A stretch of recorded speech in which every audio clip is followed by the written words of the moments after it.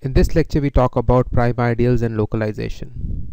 So local ring consists of a unique maximal ideal. So in the process of localization, what you do is you start with the ring A and then you construct this local ring AP with a unique maximal ideal PAP. So localization is the process of making a ring A into a local ring, and this P is your prime ideal in this ring A. So in this lecture we want to talk about the relationship between prime ideals in your ring A and your localized ring A of P. So first, notice your standard ring homomorphism R to S inverse R. So this is localized with respect to S. So S is a multiplicatively closed set of R. So standard definition. So what is happening? So element A here, which is in R, this is getting mapped to A by 1 here. So this is a standard inclusion map, you can say. So this is inclusion map, but you have denominators here, so you have put 1 here. So before we go any further, we have to talk about contraction and extension of ideals. So say you're given a ring homomorphism F between two rings A and B, and you start with an ideal B in this ring B. So you have an ideal B right here. So F inverse of B, so something in A. So F inverse of B is precisely all those elements in A which get mapped to this ideal in B. So all the elements here which will get mapped to B. So we will show that this is an ideal itself. So this F inverse of B is an ideal in A, and this F inverse of B is called contraction of B, and it is denoted by B and the superscript C.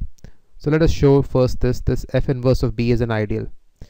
So you have this map A to B, this homomorphism F, and then you have the standard projection map. You modulo out the ideal. So you compose these two maps. So that is, you first apply F and then you apply pi. This you call as map G. So this is defined as map G. So what is the kernel of this map? So kernel of this map is precisely the elements which will get mapped to 0 here. So that is, so all the elements here with that is the ideal B, it gets mapped to 0. So correspondingly here you have F inverse of P. So G will take this F inverse of P and then it will map it to this B right here. So it will become 0 here. So kernel of G is F inverse of P, which is right here. So therefore this is an ideal because kernel of a homomorphism is an ideal. So kernel is an ideal. So this is a standard fact. Now we define extension. So just the opposite way. So you pick an ideal A in ring A and you define extension of A, which is denoted at A superscript E, as the ideal FAB of P. So that basically means you take A, it will get mapped to some F of A, and then this F of A will generate some ideal. So you, whatever this F of A is, you make it into an ideal. So standard process, you take adjoin all possible elements from B to it so that this becomes an ideal. So for any ideal A in A, you will have that this A lies in A extension and contraction. So what does this mean? You start with an A here, then you extend it, then you contract this ideal back. So if you contract it back, you get this. Now you have contraction. So first you went like this and then you went back. Now we are saying that this original ideal lies within this A extension contraction. So let us show this. So you start with R in A, so you pick some element R which lies within this A, and we have to show this R also lies in A extension to contraction. So you start with R in A, so this would imply F of R will lie in F of A. So some F of A here, but this F of A you make an ideal. So this lies in F of A of B. So this is the way to understand this F of A of B. So this F of A is actually a subset of F of A of B. You're taking all the elements of A and then making an ideal out of it. And by definition, this is the extension. So this is what the definition of extension is.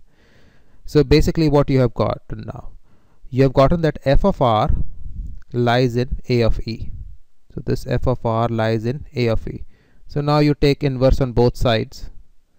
So f inverse of a of e is nothing but a of e contracted back. So f inverse of this is this. Your definition, f inverse of p, right here. So you take f inverse of both these sides. F inverse of this, you just get r lying in a e of c, and that is what your first result is. So you have shown this. Now the second result we want to show is that you have this f a of p homomorphism, and you start now with an ideal b here, and you want to show that b contains b contraction and extension. So you start with an ideal here. So first you contract it, go back, then you extend it, go here.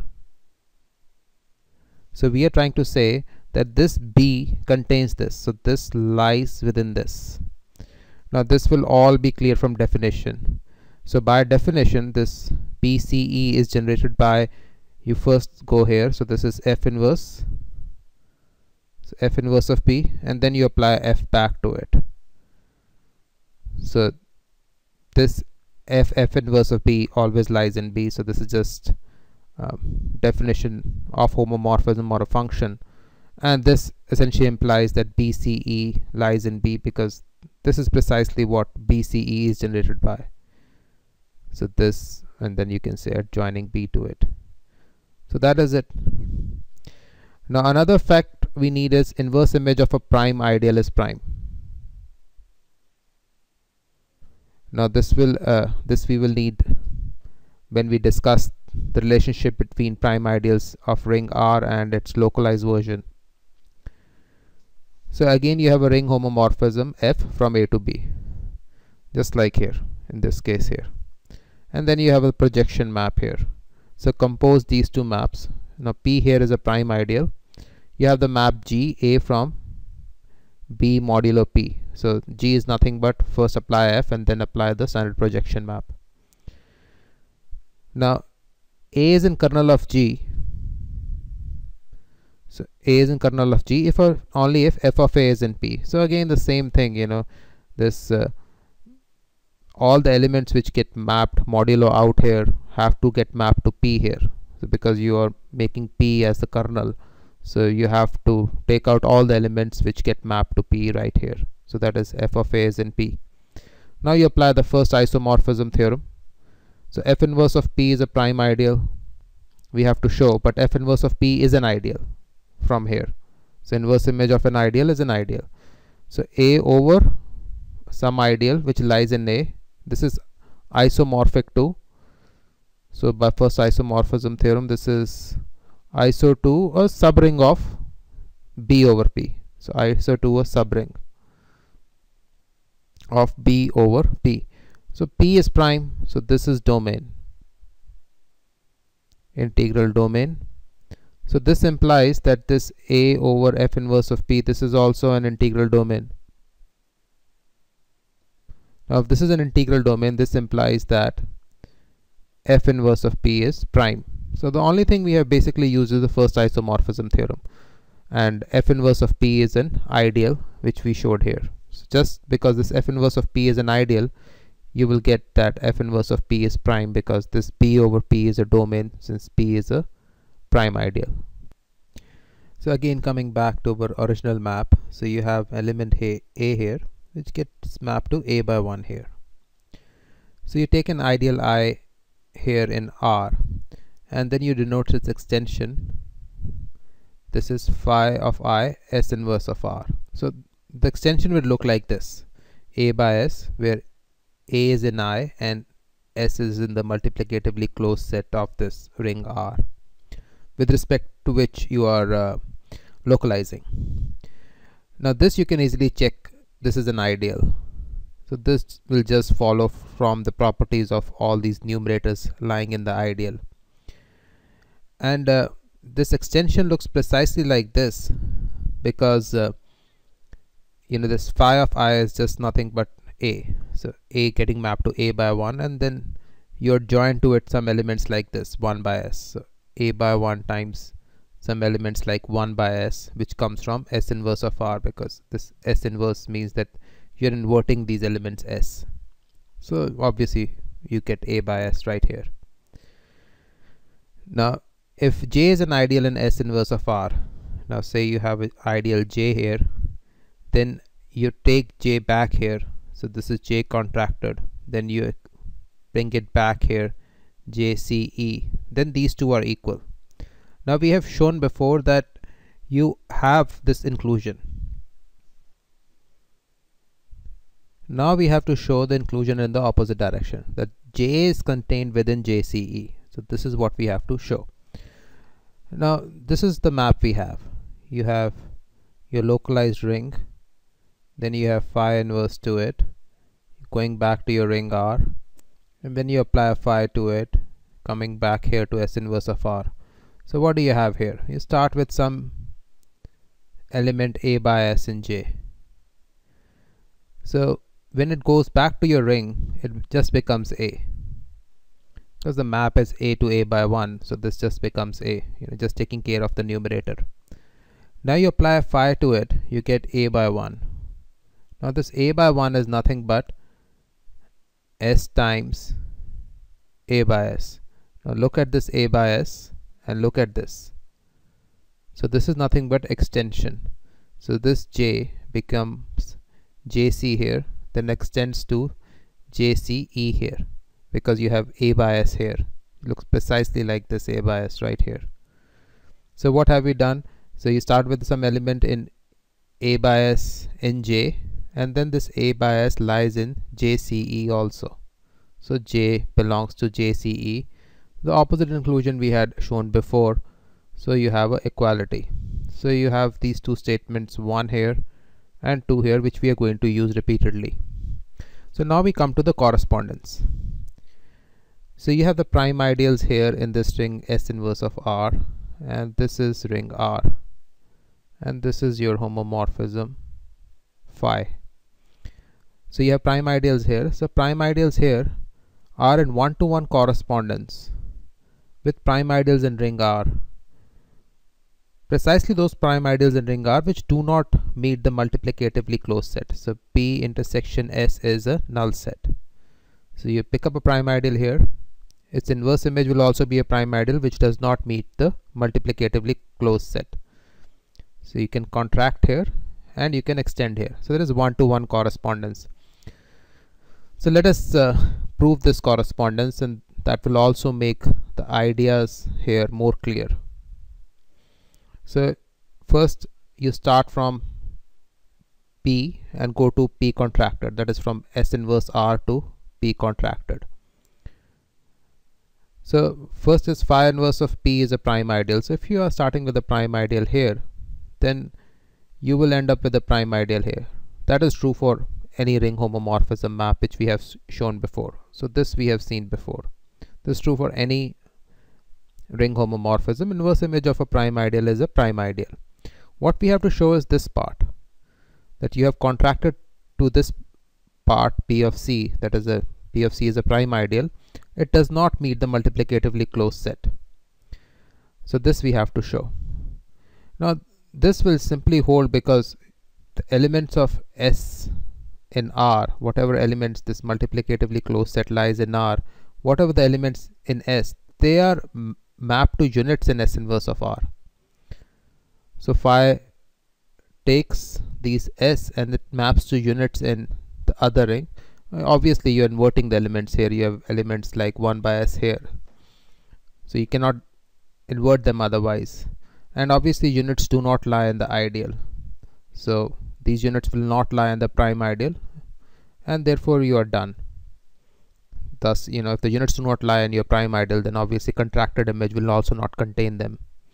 So you have this null set, intersection of this contracted image of the prime ideal with the multiplicatively closed set.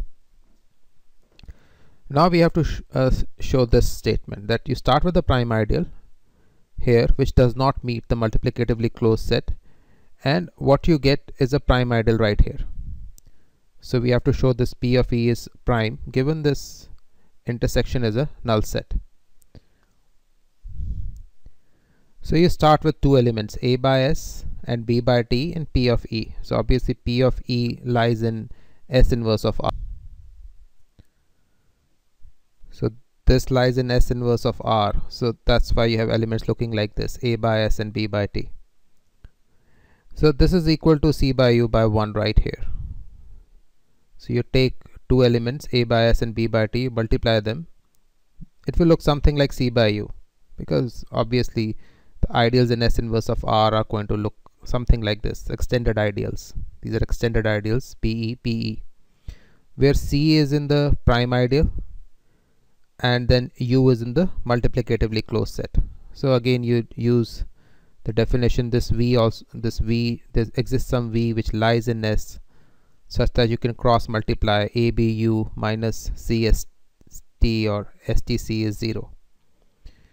Now you can see that this would imply that UVAB is in the prime ideal. Why? Because C is in the prime ideal. So C is in prime given to you right here. That means, you know, whatever you multiply with it, VSTC will be in prime ideal, which would imply that VABU is in a prime ideal, because VABU is same as VSTC and C is in prime. So you get this. But see, these two are in the multiplicatively closed set, and this multiplicatively closed set does not meet the prime ideal.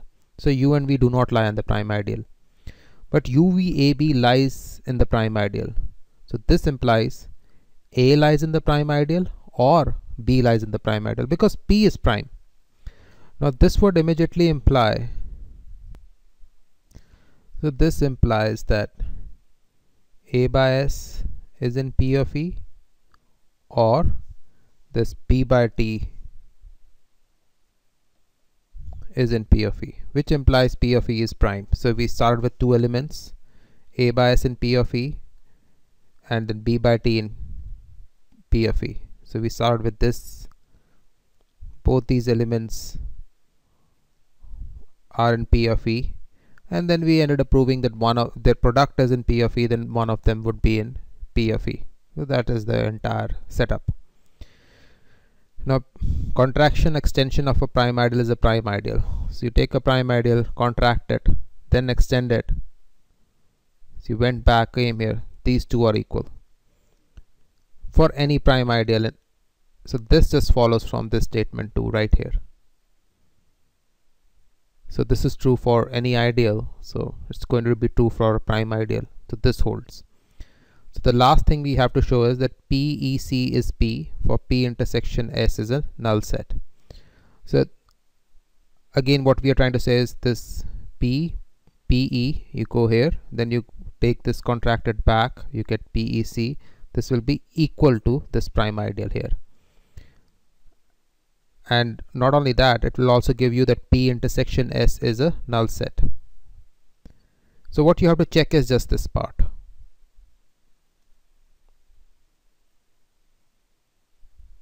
Because other containment is given to you. So this we assume that this will hold. This will hold.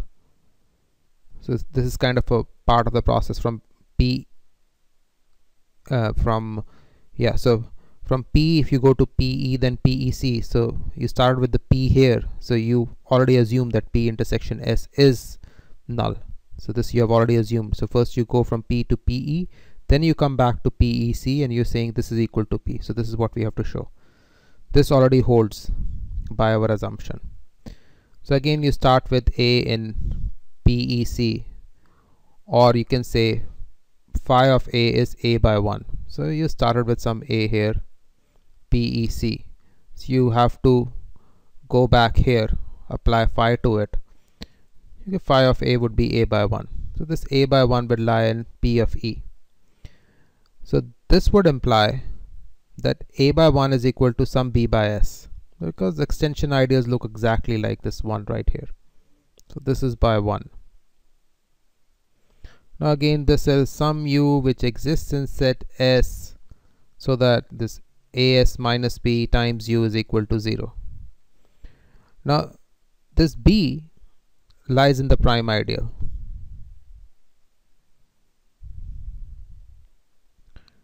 So a lies in P of E, that means a by 1 is of the form b by s. So this b lies in the prime ideal. Just like in the definition here, you have P of E, a by s, then a lies in the ideal I. So now you have p by s in P of E. So b has to lie in the prime ideal. So this lies in the prime ideal. So that means this side is also in the prime ideal UAS. See, but this U and this S, they both lie in the multiplicatively closed set S, and this S does not meet P. So this is not in P, this is not in P. So the only thing left in P is A. So A lies in P. So this is what we have shown. You start with an element A in P of C. This implies that A lies within P, and that shows PE of C is a subset of P. And previously we have shown that there is an opposite containment.